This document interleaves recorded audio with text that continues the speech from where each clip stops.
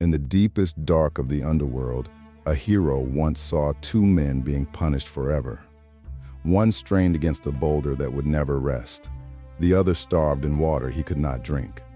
You may know their names as everyday words, a sisyphean task, a tantalizing offer.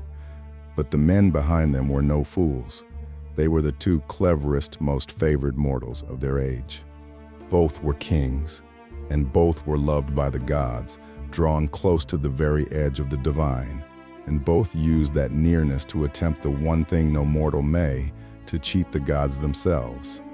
This is the story of Sisyphus, who chained death in his own house, and of Tantalus, who set before the gods a feast too terrible to name, and of the eternity each of them earned.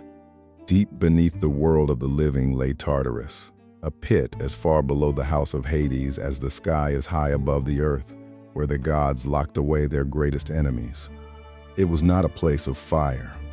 The Greek underworld punished with something colder and cleverer, labor without end, hunger without relief, desire that could never once be satisfied.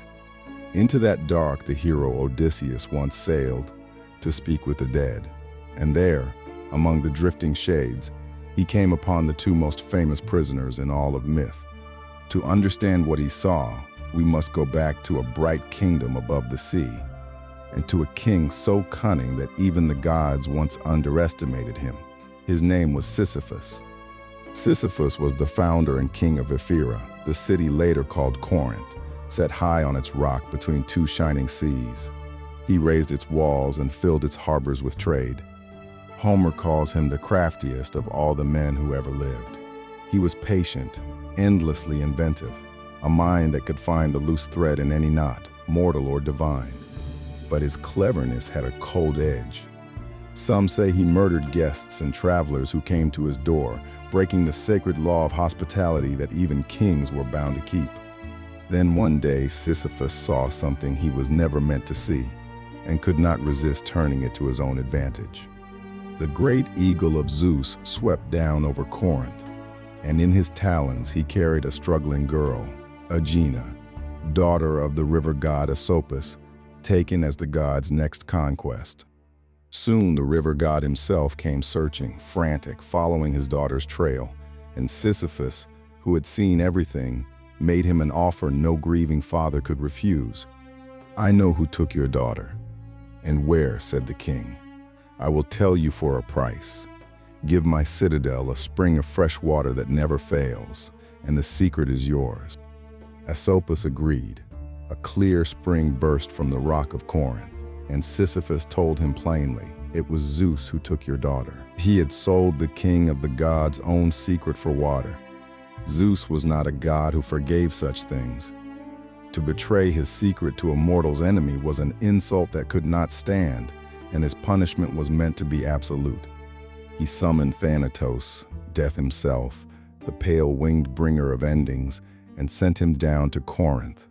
Sisyphus was to be chained in Tartarus at once and forever. Death came to the king's palace bearing the shackles of the underworld, cold irons forged to hold a soul for eternity. But Sisyphus met him not with terror, but with a curious, admiring smile. "Such wonderful chains," the king marveled. "I have never seen their like, but tell me, how does so fine a mechanism work? Show me how they close before you use them on me." Death, proud of his grim instruments and never once suspecting a mortal, fitted the shackles to his own wrists to demonstrate, and turned the lock to show how snugly they held. In that instant, Sisyphus struck. He snapped the irons tight, drew the chains fast, and left Death himself bound and helpless on the floor of a mortal king's house. And so, with Death in chains, no one on earth could die at all. The mortally wounded did not perish. The old and the sick lingered on. Funerals ceased. The graves stood empty. The whole order of the world began to unravel. Ares, god of war, raged first, for what glory was there in battle, if no soldier he struck could ever fall. It was Ares who came and freed Death from his chains, and handed the trembling Sisyphus over to him at last. The king was dragged down to the underworld, but he was not yet finished. For Sisyphus had planned even for this. Before death first came, he had given his wife, repaid, a strange instruction: when I die, do not bury me, leave my body unmourned in the open square. Now, standing before Persephone, dread queen of the dead, Sisyphus played the part of a wounded, neglected soul. He wept that his own wife had cast his corpse out unburied, denying him his sacred rights. "Let me go back," he begged the queen. "Only 3 days, long enough to shame her and see myself given the burial every shade is owed. Then I swear I will return to the dark." Persephone, moved by his grief and his seeming piety, granted it. Sisyphus climbed back up into the light of the living world, and the moment the sun touched his face, he laughed. He had no intention of returning. He went home to Merope, to his wine and his warm halls, and simply refused to die. Once more, the cleverest man alive had slipped the grip of the grave. He lived on for years in defiance of the gods, a mortal who had beaten death not once but twice, the only man ever to chain the reaper and walk back out of the underworld. But no mortal outruns the gods forever. In the end, it was Hermes, guide of souls, who came for him. And this time, there was no trick, no bargain, no clever word that could turn him aside. Hermes seized the aged king and drew him down, past the rivers of the dead, into the depths of Tartarus, where the gods had prepared a punishment shaped exactly to the shape of his sin. They gave him a rock, an enormous boulder, and a single simple task: to roll it up a steep hill to the very summit, and there let it rest. That was all.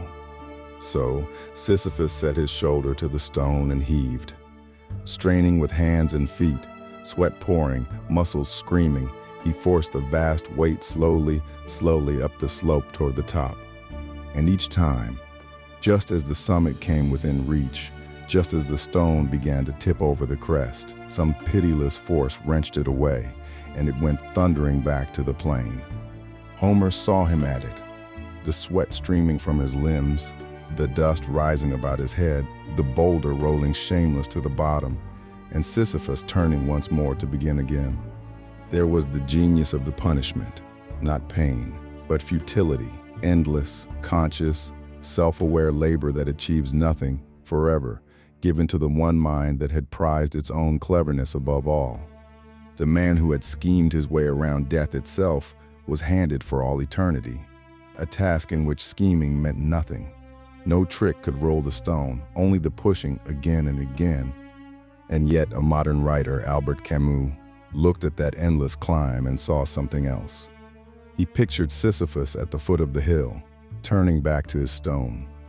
One must imagine him happy. But Sisyphus was not alone in the dark. Not far off stood a second shade, in a punishment just as strange, and to earn it, this man had fallen from a height even greater than a king's. His name was Tantalus, and he had been the most fortunate mortal who ever lived, a king of the mountain of Sipylus in Lydia, fabulously rich, and the old poets say a son of Zeus himself. The gods loved him beyond all other men. They welcomed him to Olympus, seated him at their tables, and let him taste what no mortal was meant to touch: nectar and ambrosia, the food of the immortals. Think what that meant. A living man, dining among the gods as an equal, hearing the very secrets of heaven. No mortal had ever been given so much, and it was not enough for him. Tantalus began to steal, carrying the nectar and ambrosia down to earth, handing the food of the deathless to mortal friends, as though immortality were his to give away. He gossiped the secrets he heard at the divine table, spilling to the world below the private councils of the gods. He had been given a favor beyond all price, and he treated it as loot. Some say he stole more still, a great golden hound, forged by Hephaestus to guard the temple of Zeus, and then swore blind he had never seen it, lying to the gods' very faces. The gods bore it, and bore it, for they had loved him. But Tantalus mistook their patience for blindness, and devised a test of whether they were truly all-knowing, one more monstrous than anything yet. He would host the gods himself. He invited the immortals down from Olympus to a great banquet at his palace, a feast to repay their hospitality, and he prepared the meat for it with his own hands. The meat was his son. Tantalus took the boy Pelops, his own child, and killed him, and cut him apart, and cooked his flesh into a stew, and set it steaming before the gods. This was the test. If they were truly all-seeing, they would know. And if they were not, they would eat, and he would have made fools of heaven, feeding the deathless the flesh of his own son. But the gods knew at once. Every immortal hand drew back from the dish in horror. Not one of them was deceived by the crime laid on the table before them. Only one god ate. Demeter, lost in grief for her stolen daughter Persephone, her mind far away absently swallowed a single morsel, the flesh of the boy's left shoulder, before she understood. Then the gods' sorrow turned to wrath. They gathered the pieces of the murdered child, cast them into a great cauldron, and by their power drew Pelops living and whole back out of the pot. Only his shoulder was missing, the piece Demeter had eaten. In its place, the gods set a shoulder of gleaming ivory, and Pelops walked out of death marked forever by what his father had done. As for that father, the gods were finished with mercy. Though wise Pindar, sickened by the tale, refused to believe any god would eat a child, and blamed the whole horror on human slander. They set him in a pool of cool, clear water that rose to his very chin, and above his head hung the branches of a fruit tree, pears, pomegranates, apples, sweet figs, ripe and glistening within reach. He was racked with a burning thirst, but each time Tantalus bent his head to drink, the water drew away from his lips and drained into the black earth, leaving dry ground beneath his feet. He was gnawed by a desperate hunger, but each time he stretched up his hand for the fruit, a wind tossed the laden branches away, lifting them just past his grasping fingers. Water he could not drink and food he could not eat. Forever, the man who had sat at the god's own table and stolen from it, now parched and starving for all eternity, within reach of plenty. And in some tellings there was worse, a huge stone balanced above him, hanging over his head forever, so that beneath his endless hunger ran an endless trembling fear that it would fall. That was the fate of Tantalus.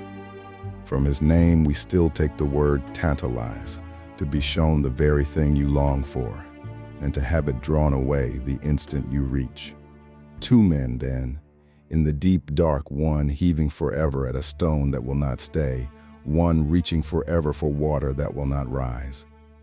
Both had once been given more than almost any mortal ever was, and both had used that gift to grasp at what belongs to the gods alone, to master death, to sit as an equal among the immortals. Their punishments were not cruelty, but mirrors of their sin. The schemer who prized his own cleverness was given endless, useless labor. The glutton who could never have enough was given endless, unfeedable want. Each was handed his own soul, made eternal. That is the warning the Greeks buried in the underworld, that beneath every bright and gifted life runs a line, and beyond it no cleverness and no favor can save us from the reach of the gods. Sisyphus chained death and dined on his own cunning. Tantalus feasted with gods and fed them horror, and under an indifferent sky, far above their endless dark, the great age of gods and mortals goes on. Thank you for watching. If this tale stayed with you, subscribe. A new myth arrives every week, and you won't want to miss what comes next. Until then, may the old stories keep their hold on you.